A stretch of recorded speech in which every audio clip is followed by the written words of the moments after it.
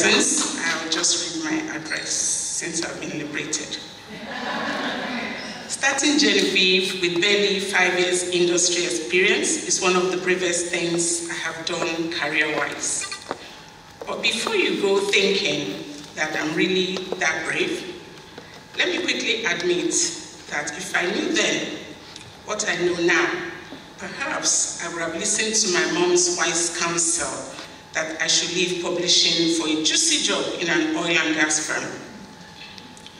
But I have often reminded her that if money was my motivation for starting Genevieve, then how could I have left a business where I had a turnover of about nearly 100 million, supplying 100 million naira, supplying corporate gifts to multinationals and running a buoyant corporate business in partnership with the UK company to start Genevieve. Genevieve magazine has always been a labor of love. It was not something I set out to do, but I'm happy I bowed to that creative side of me. Truth is, it would have been a real waste of God-given talent not to have explored this side of me. And the debate about the integrity of journalists, especially those operating online, the need for media that can be trusted seems greater than ever. So the question, do we need different codes of journalistic norms for the digital age? Or in a world where the torrent of information and misinformation make it harder than ever to know what is real and what is not, how can professional journalists help the public they serve to provide impartial and objective news and information? What will the next 5 years look like for professional journalism in Nigeria? Best case and worst case scenarios. Good afternoon, everybody, and it's great to be here. Happy birthday again, Auntie Betty. Citizen reporting, citizen journalism. Every time I get to hear are there citizen lawyer, doctors, citizen Supreme Court justices, you're either a journalist or you're not. Because it's the only way we can enforce integrity, our code of ethics, just generally know that there's only one industry. When you're talking about law, the legal profession, a noble profession, everybody knows what is expected of a lawyer and what is not expected of a lawyer.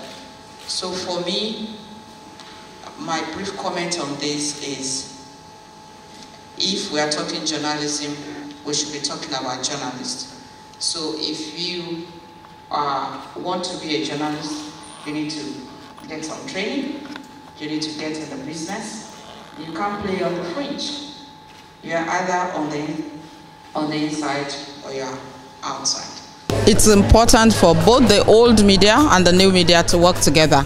We are partners. We are moving from what we were to what we need to be. And that it's very important that we see our social responsibility for truth, for what is important and what keeps us together as a nation, as an organization. We need to put everything together and ensure that we don't let the truth slip. Integrity must continue to take pride of position, and we need to be regulated. Nothing as we know it was as it was 100 years ago. Everything has transformed. Journalism, social order, cultural norms, even biology. Basic biology hasn't changed, but biological uses have changed. None of these things that we take as normal now have always existed. They've always happened based on how society has evolved. And the reason why journalism is falling down first to these new norms is because there's a low barrier for entry. To be a doctor, you have to swear an oath. To be a journalist, you don't do anything. You just become a journalist. And so, professions like ours, where there are no high barriers for entry, transform and translate quicker than everybody else. And I mean, a reality TV star is the president of America today. It wasn't possible Le Pen almost became the leader of France a few days ago. You couldn't even have imagined it a decade ago. It's natural. Throughout human history, the old has always been afraid of the new. And the old has always used its own standards to measure the new. But inevitably, the new always takes over from the old. So it's a reasonable conversation, it's an understandable conversation, but at the end of the day, it's a futile conversation. There is no fear at all. We just worry in this old, in the traditional media, that the truth will get lost while everybody is rushing to be what they are not. Citizen journalism, I think that you are either a journalist or you're not. So if you need to practice journalism, get some training and know that you must report the truth. No matter what you think you're doing, if you're hurting people and saying sorry later, it's absolutely unfair, unethical. Let's do what is right. Let's do it when we should do it. I think that this challenge will face it on account of the fact that the mode of journalism practice has changed. Take Nigeria today, this phenomenon that we call online journalism or the social media. The social media has practically swallowed journalism as we know it. And it has changed how news is communicated. Rather than say that these people who are involved in this business are not journalists, rather than worry about labels, I think we should worry about the challenges that this new system of the globalization of news, of the commoditization of news, of the over-democratization of news dissemination, the challenges posed by this phenomenon called social media. And indeed there are challenges, and the biggest challenge is one signposted by the phrase that was used in the title, truth and objectivity. Regulation is something that is very controversial, particularly if it is coming from government. The fear, is that, one, politicians may not necessarily be interested in enhancing the integrity and the credibility of media practice. More often than not, they are probably interested in protecting their own narrow interests. The truth of the matter is that there's something called self-regulation done by institutions in the media, done as a result of training and exposure and experience also by individual journalists. And also, journalists are guided by codes of ethics. But in a situation where everybody now is almost a journalist and the news has become a democratic offering, that even anybody who has a phone or any of these technological artifacts can push out, then of course there are issues about standards, about values. But the good news is that there are existing laws already in the criminal code, laws on defamation, libel, slander. There's also the Cybercrime Act. There are existing laws through which people can seek redress. What we should not encourage anyone to do is to come up with any law that seeks to abbreviate every individual's right to the freedom of expression. To go back to sort of the way journalism has evolved, what you find is exactly what Chude and Dr. Abati have said, that the game has changed. You can play ostrich and hide your head in the sand and say that, journalists, they're not journalists, but the truth is they're more influential than traditional journalists. And so if you're a publisher or a practitioner, the onus really, if you want to play and stay competitive, is for you to understand that marketplace and earn the skills and the technology to be able to play. Now, I think that this era of fake news that we've entered into actually provides opportunities for people, because increasingly verification is going to become very important. Within a short period of time, you're going to find that there are some sites that are going to be regarded more than others. And it will be because people who consume news will want to begin to discern the difference between those who are serving them fake news and those who are not. Technologies like the chain block, for example, increasingly are going to be used to verify news, so that when you have things like that in the work that you do, and Chude was sort of at the forefront of digital publishing, you probably understand more what I'm talking about. People are going to be able to say that there's a chain of transmission that proves that what you're saying is accurate, and therefore they are more likely to listen to you.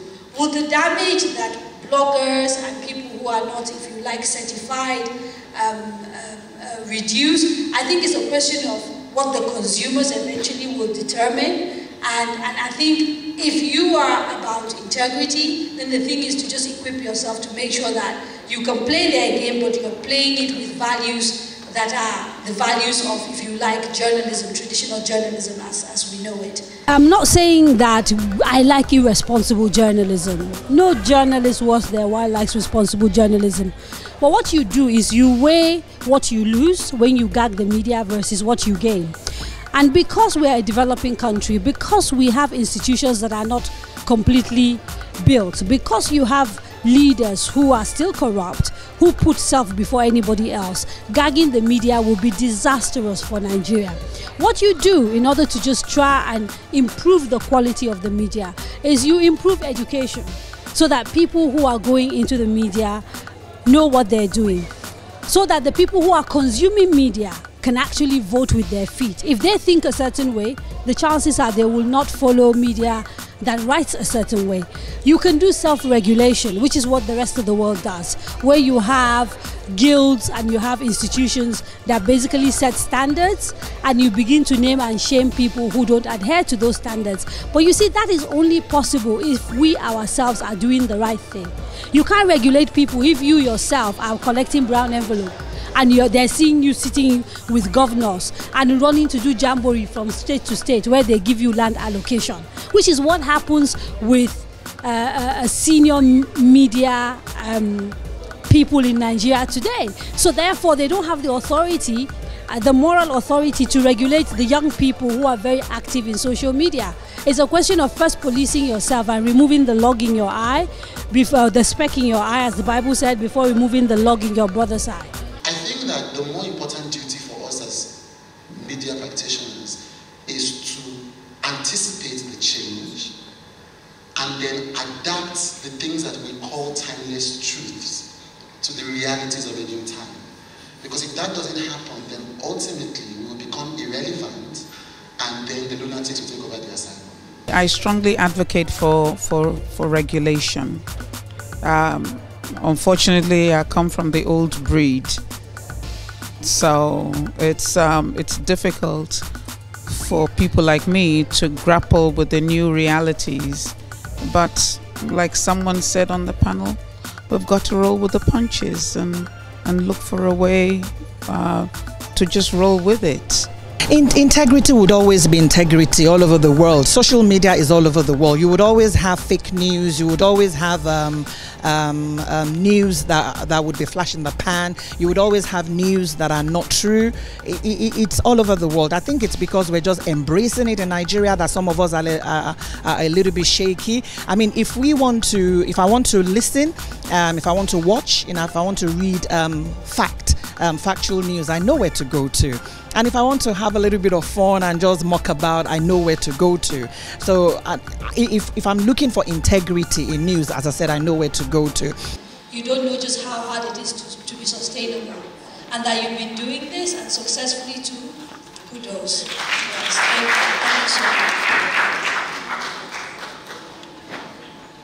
much. I've known Betty since early 80s. She's a loyal person.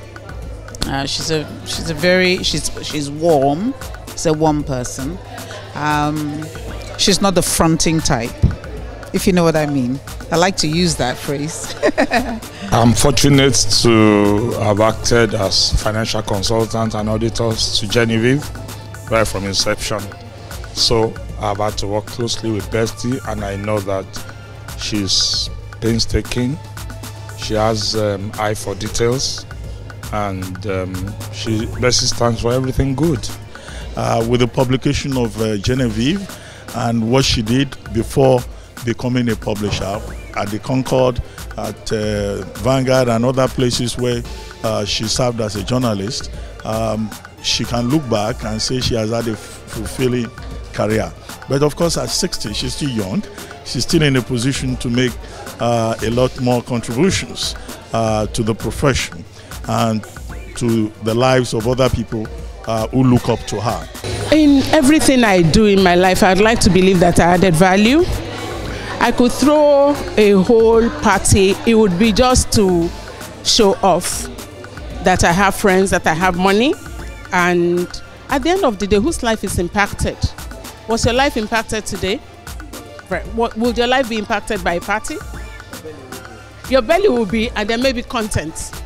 Yes. So I wanted something different, and this being my constituency, the media, I felt really privileged and honored that they decided to celebrate me.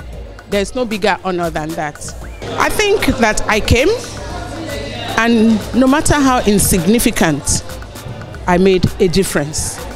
I think for me, that's the most, if I were to take my last breath today, I think what I'll be battling with as I'm going is like, did you make a difference in one person's life? Could you have made a difference in one person's life? And I'd like to say, yes, I did. Then my entire life would have been meaningful.